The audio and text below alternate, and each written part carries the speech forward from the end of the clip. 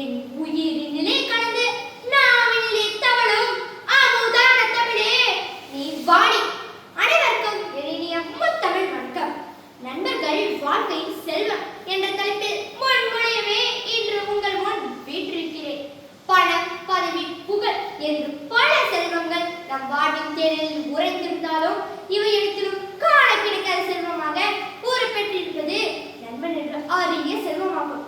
நண்பர்கள் என்றால் யார்? இன்பத்தில் மட்டும் இணைந்து வருவது நண்பர்களாக கருதப்பட மாட்டாது. துன்பத்திலும் தோள் கொடுத்து தட்டி கொடுப்பவனே உண்மையான நண்பன். நல்ல நண்பர்கள் வாழ்வின் மொழி விளக்காகவும் உயர்த்தும் உயிரெழுத்தாகவும் இருப்பவர்கள். நண்பர்கள் தவறுகளை மிகையாக செய்துவிட்டாலும் பகையாக கொள்ளாது நகையாக கொள்வதுதான் தகையாகும்.